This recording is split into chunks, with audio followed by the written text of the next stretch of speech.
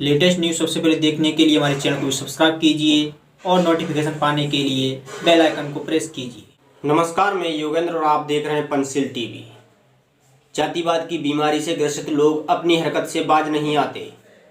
संविधान को लागू हुए 70 साल से भी ज़्यादा समय बीत गया, फिर भी इस देश से ऊंच नीच, छुआछूत, जातीय भेदभाव अभी भी खत्म नहीं हुआ। कई लोगों के जहन में जातिवाद का कहर इतना भरा हुआ है कि वो इस जातिवाद से बाहर निकल ही नहीं पाते।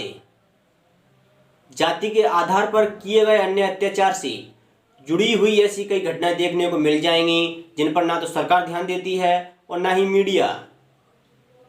जातिवादियों द्वारा कभी जाति के आधार पर लिंचिंग की जाती है तो कभी दूल्हे को घोड़ी पर चढ़ने से रोक दिया जाता है। ऐसी घटनाएं देखने को मिलती हैं जिसे सुनने और देखने मात्र से रूह कांप जाती है। ऐसी ही एक घटना निकल कर आ रही है उत्तराखंड के चंपावत जिले से, जहां पर एक स्कूल में खाना बनाने वाली भोजन माता को इसलिए नौकरी से बाहर कर दिया गया क्योंकि वो दलित वर्ग से थीं। दरअसल चंपावत जिले के इंटर कॉलेज में सवर्णों के बच्चों ने भोजन खाने से इसलिए इनकार कर दिया क्योंकि भोजन बनाने का काम जिस भोजन माता को सौंपा गया वो दलित वर्ग से थीं। सुखीढांग इंटर कॉलेज में कक्षा 6वीं से लेकर के कक्षा 8वीं तक के छात्र छात्राओं के लिए मिड डे मील बनता है। दलित वर्ग की सुनीता देवी को सुखीढांग इंटर कॉलेज में खाना बनाने के लिए नियुक्त किया गया। दलित महिला के भोजन बनाने पर मनवादियों के बच्चों ने आपत्ति जताई और खाना ही नहीं खाया। न सिर्फ बच्चे बल्कि बच्चों के परिवार वालों ने भी इसको लेकर हंगामा कर दिया। अंत में इस विवाद में भोजन माता सुनीता देवी की जातिवादियों द्वारा नियुक्ति रद्द करवा दी गई। इसके बाद इस पद पर एक सवर्ण वर्ग की भोजन माता को रखा गया। लोगों को लगा कि अब यह मामला शांत हो जाएगा, लेकिन अनुसूचित जाति के बच्चों ने अब मोर्चा खोल दिया है। स्कूल के अनुसूचित जाति के बच्चों ने भी सवर्ण बच्चों की तरह सवर्ण महिला के हाथ का भोजन करने से इनकार कर दिया। एससी वर्ग के बच्चों का कहना है कि अनुसूचित जाति की महिला के हाथों से बने भोजन से सवर्णों को नफरत है, तो हम भी सवर्ण महिला के हाथ का बना हुआ भोजन नहीं खाएंगे। इस मामले को देखते हुए सुनीता देवी को दिल्ली की अरविंद केजरीवाल सरकार ने सरकारी नौकरी देने का ऐलान किया है। आम आदमी पार्टी के नेता राजेंद्र पॉल ने दिल्ली में प्रेस कॉन्फ्रेंस करके एक बड़ा ऐलान किया है। भोजन माता दलित समुदाय की होने की वजह से सुनीता को नौकरी से निकालने पर राजेंद्र पॉल ने सवाल खड़े किए। उन्होंने कहा कि अगर दलित होने की वजह से आप खाना छोड़ेंगे तो ऐसे ना जाने कितनी चीजें आपको छोड़नी पड़ेंगी।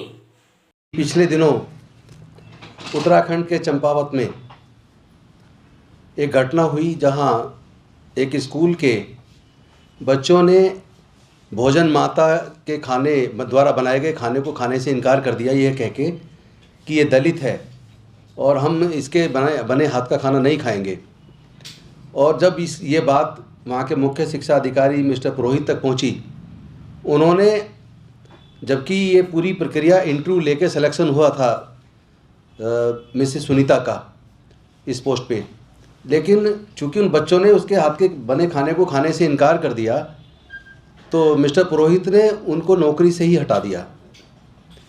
तो मैं ये कहना चाहता हूँ कि मैं दिल्ली के महिला एवं बाल विकास विभाग का मंत्री होने के नाते मैं आप सबके सामने ये बोल रहा हूँ कि वहाँ के जो मुख्यमंत्री हैं धामी जी, वो काबिल नहीं है, वो लोगों को न्याय नहीं दे सकते और पूरी राजनीति उनकी जाति और धर्म की राजनीति करते हैं। वो लोग समाज को बांटने की राजनीति करते हैं। मतलब होना तो ये चाहिए था कि बच्चों को समझाया जाता, या अगर उनको फिर भी ट्रांसफ़र भी किया जा सकते थे, और उन्होंने उस महिला को नौकरी से ही निकाल दिया। पहली बात तो ये कि अगर इस तरीके से, इस आधार पे कि वो महिला दलित थी जो खाना बनाती थी और वो बच्चे खाने से इनकार कर रहे हैं, तो मैं ये पूछना चाहता हूँ, देश में जो बर्तन बनते बर्तन बनाने का काम कौन करता है?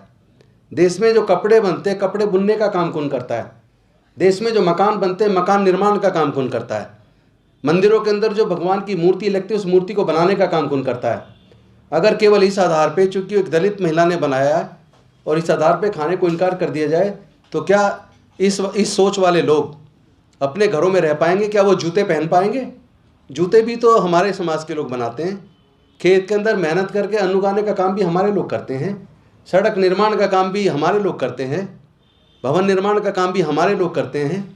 तो अगर इस आधार पर देखें तो क्या क्या छोड़ेंगे? ऐसे लोगों को सोचना चाहिए कि देश ऐसे नहीं चलता। देश, ये भारत विविधताओं का देश है जहाँ विभिन्न जाति धर्म के लोग रहते हैं। हर 50 किलोमीटर पे यहाँ भाषा बदल जाती है, संस्कृति बदल जाती है। तो भारत को एकजुट रखना है तो भारत में आपस में भाईचारा और प्रेम बढ़ाना पड़ेगा। लेटेस्ट न्यूज़ सबसे पहले देखने के लिए हमारे चैनल को सब्सक्राइब कीजिए और नोटिफिकेशन पाने के लिए बेल आइकन को प्रेस कीजिए।